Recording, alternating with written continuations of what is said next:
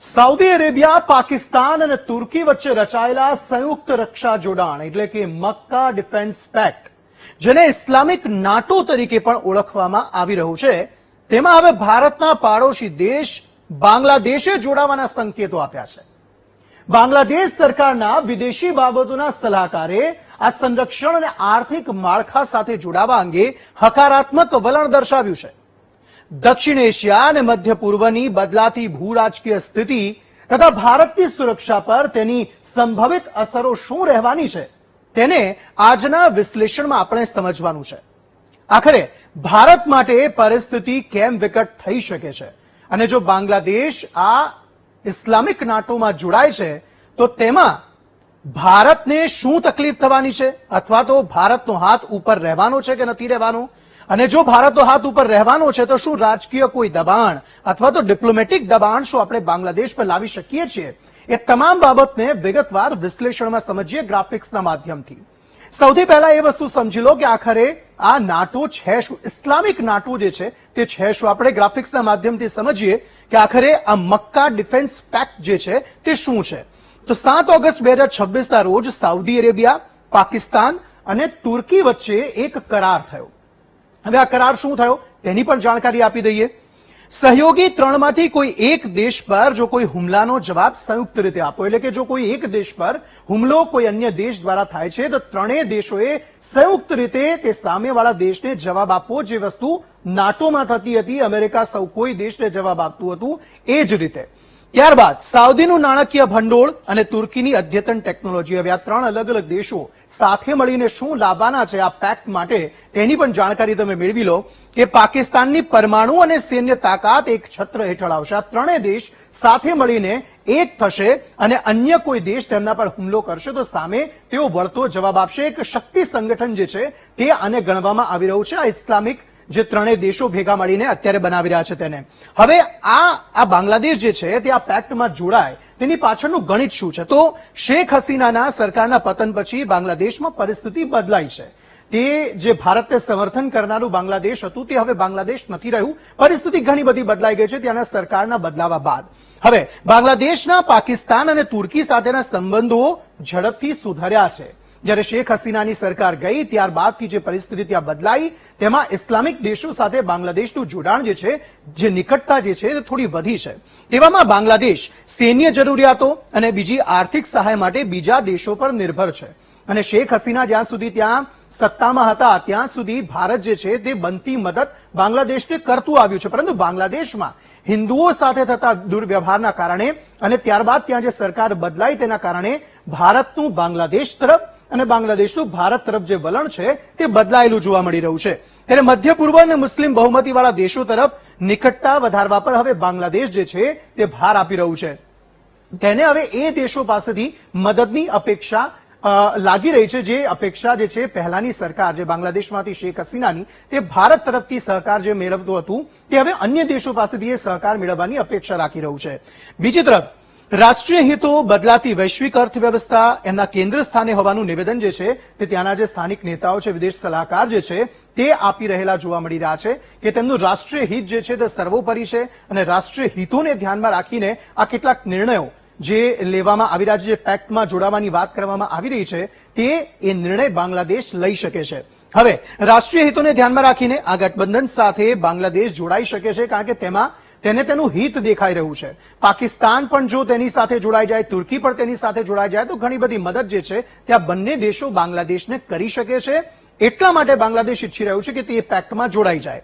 હવે ભારત માટે જોખમ શું છે, કારણ કે ટુ ફ્રન્ટ વોરનું જોખમ છે. કેવી રીતે, તો ભારતની પશ્ચિમી સરહદે પાકિસ્તાન પહેલેથી જ સક્રિય છે અને જો પાકિસ્તાન ત્યાં આગળ પોતાના જવાનો ઉભા કરી દેશે તો બીજી તરફ બાંગ્લાદેશ પણ જો એ પેક્ટમાં જોડાઈ જાય છે તો બીજી તરફ બાંગ્લાદેશ પણ પૂર્વી સરહદે સંધિમાં જોડાય તો ભારતની મુશ્કેલી વધી જાય, કારણ કે ટુ ફ્રન્ટ થઈ જાય, બંને બાજુથી તેના સેનાના જવાનો જે છે તે તૈનાત થઈ જાય, તેવામાં ભારતની મુશ્કેલી તે સમયે વધી શકે છે. ભારત પશ્ચિમ અને પૂર્વી સરહદ ભારત બંને તરફથી ઘેરાઈ શકે છે અને તેવામાં ભારત કેટલી જગ્યાએ પોતાની તૈનાતી કરવાનું, બે ફ્રન્ટથી જો લડાઈ લડવી પડે તો તેમાં ભારતની મુશ્કેલી ચોક્કસપણે વધે. એટલા માટે ટુ ફ્રન્ટનું જોખમ જે છે જો બાંગ્લાદેશ તેમાં જોડાઈ જાય છે તો રહેલું છે. યુદ્ધ કે કટોકટીની સ્થિતિમાં ભારતની સ્થિતિ વિકટ બની શકે છે, કારણ કે સંસાધનો ભારત પાસે પૂરતા છે એનો કોઈ બેમત નથી, પરંતુ જ્યારે ટુ ફ્રન્ટ વોર રમવાની હોય, ટુ ફ્રન્ટ વોર લડવાની હોય ત્યારે પરિસ્થિતિ ચોક્કસપણે વિકટ થાય. એ આપણે આ વખતે જોયું જ્યારે પાકિસ્તાન સાથે પરિસ્થિતિ થોડી તકલીફવાળી થઈ હતી, ઓપરેશન સિંદૂર ચલાવવામાં આવ્યું હતું તે સમયે. ત્યારબાદ પશ્ચિમ અને પૂર્વ બંને સરહદો પર એક સાથે સૈન્ય તૈનાત રાખવું પડી શકે. હવે તેવામાં અલગ અલગ જગ્યાએ સેના ડિપ્લોય કરવી પડે, તેના જે સાધનો છે, ઇક્વિપમેન્ટ છે તે ડિપ્લોય કરવા પડે અને એટલા માટે ભારતની પરિસ્થિતિ વધુ વિકટ થઈ શકે. હવે બંગાળની ખાડીમાં પાકિસ્તાન અને તુર્કીના નૌકાદળની હાજરી વધવાનો ખતરો છે. કારણ કે બાંગ્લાદેશ જો સીધું તેમાં જોડાઈ જાય તો એ બંને દેશો પોતાની જે નૌકાદળ છે ત્યાં તેની હાજરી વધારી શકે, એટલા માટે પણ ભારતને ખતરો રહી શકે. હવે ચિકન સ્નેક, જેને સિલિગુડી કોરિડોર કહેવાય છે, તેના પર દબાણ આવી શકે છે. આ ભારત માટે ખૂબ જ વ્યૂહાત્મક રીતે અને ભૌગોલિક રીતે ખૂબ જ મહત્વપૂર્ણ છે. આ સમજો તમે કે ભારતના ઉત્તર પૂર્વ રાજ્યોને દેશ સાથે જોડતો આ કોરિડોર છે, જેને ચિકન સ્નેક કહેવામાં આવે છે, સિલિગુડી કોરિડોર. હવે એ આખું જે છે તે આ નાટોના રડાર પર જતું રહે, ઇસ્લામિક નાટો જેને કહેવામાં આવે છે. અને જો બાંગ્લાદેશ પણ ત્યાં જોડાય છે તો એ બાંગ્લાદેશના ત્યાંથી જ પસાર થાય છે. એ એટલા માટે કારણ કે સંવેદનશીલ સિલિગુડી કોરિડોર જે છે તે બાંગ્લાદેશ સરહદની અત્યંત નજીક છે. હવે જો બાંગ્લાદેશ સરહદની અત્યંત નજીક આટલો ઇમ્પોર્ટન્ટ કોરિડોર હોય તો તેનાથી ભારતને ખતરો રહેવાનો તે વાત સ્વાભાવિક છે. જો બાંગ્લાદેશ ભારતની વિરુદ્ધ સીધું થઈ જાય છે તો તેવામાં બાંગ્લાદેશમાં ભારત વિરોધી સૈન્ય ગતિવિધિઓ વધવાનો મોટો પડકાર રહેલો છે. કારણ કે આ ચિકન સ્નેક બાંગ્લાદેશ પાસેથી જ પસાર થાય છે અને જો તે નાટોમાં જોડાઈ જાય છે, ઇસ્લામિક નાટોમાં જોડાઈ જાય છે તો એ પરિસ્થિતિ વધારે ગંભીર ભારત માટે લાવી શકે છે. આ ઉપરાંત પાકિસ્તાનની જાસૂસી સંસ્થા આઈએસઆઈ માટે બાંગ્લાદેશની ધરતીનો ઉપયોગ તે કરી શકે છે. હવે પાકિસ્તાન સીધું આપણી જોડે દુશ્મની કરી ચૂક્યું છે, આપણને બધાને ખબર છે, દર વખતે તે મોનું ખાય પણ છે, પરંતુ એ દુશ્મની કરી ચૂક્યું છે. તેવામાં ભારતમાં કનડગત કરવા માટે તે સીધો બાંગ્લાદેશના એ રસ્તાઓનો ઉપયોગ કરી શકે છે, પાકિસ્તાનના જાસૂસો મોકલી શકે છે તે રસ્તે, અને તેવામાં એ વખતે એ તમામ જાસૂસોને પકડવા પણ એક મોટો પડકાર ભારત માટે હોઈ શકે છે. આ ઉપરાંત ભારતમાં અસ્થિરતા ફેલાવવાનું કામ પાકિસ્તાન માટે સરળ બની શકે. જે પ્રમાણે મેં કહ્યું કે જાસૂસો મોકલી શકે, સેના પણ મોકલી શકે, એ બધી કોઈ પણ વસ્તુ શક્ય થઈ શકે જ્યારે બાંગ્લાદેશ એક તરફી થઈ જાય છે અને ભારતની વિરુદ્ધ સીધું થઈ જાય છે અને ટુ ફ્રન્ટ વોર પણ આપણે જો આવી જઈએ છીએ ત્યારે. હવે સાઉદી અરેબિયા અને તુર્કીનું ભારત પ્રત્યેનું વલણ કેવું છે તેની પણ જાણકારી આપી દઈએ. ભારત અને સાઉદી અરેબિયા વચ્ચે મજબૂત આર્થિક, ઉર્જા અને વ્યૂહાત્મક સંબંધો છે. એટલે સાઉદી અરેબિયાથી તો એટલું તકલીફની વસ્તુ નથી, કારણ કે સાઉદી અરેબિયા સાથે આપણા સારા સંબંધો છે.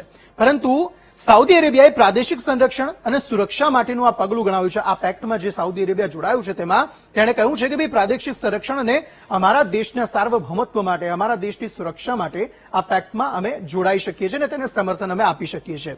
આ ઉપરાંત તુર્કી અને પાકિસ્તાનનો ઉદ્દેશ જે છે તે અલગ હોઈ શકે. આપણે બધાને ખબર છે કે પાકિસ્તાન સાથે આપણું નથી બનતું, પાકિસ્તાનને પણ એ વસ્તુ ખબર છે, તુર્કી સાથે પણ કેટલા સારા સંબંધો આપણા નથી, એટલા માટે એ બંનેનો ઉદ્દેશ જે છે તે અલગ હોઈ શકે છે.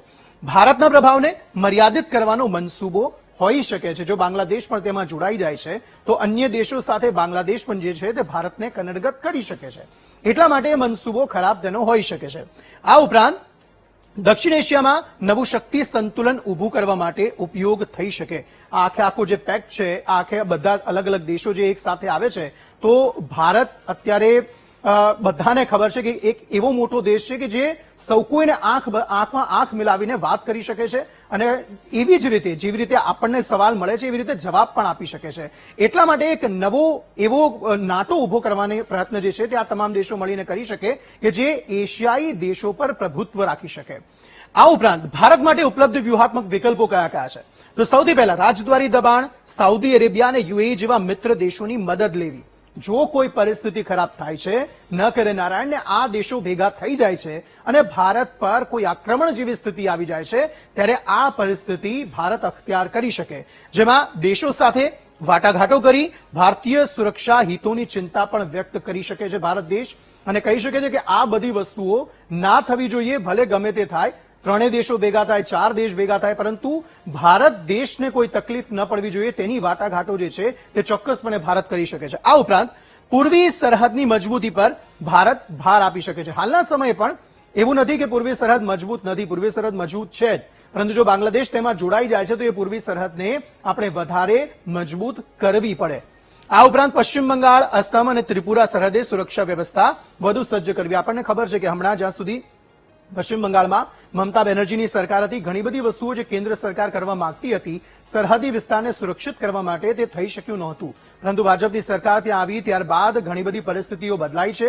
જે ફેન્સિંગની વાત કરવામાં આવતી હતી, જે પહેલા નહોતી થઈ, એ ફેન્સિંગની કાર્યવાહી પણ થઈ ગઈ છે. ત્યાં જે જવાનો તૈનાત કરવા જોઈએ, જે વધારે ડિપ્લોય કરવાના હતા, એ તમામ વસ્તુઓ પણ થઈ છે. અને સરહદોને વધુ મજબૂત કરવાના પ્રયત્નો અત્યારથી જ કરવામાં આવી રહ્યા છે. તેની સાથે ત્રિપુરા અને અસમમાં પણ એ જ પરિસ્થિતિમાં આપણે સુરક્ષા તૈનાતી વધુ મજબૂત કરવી પડે.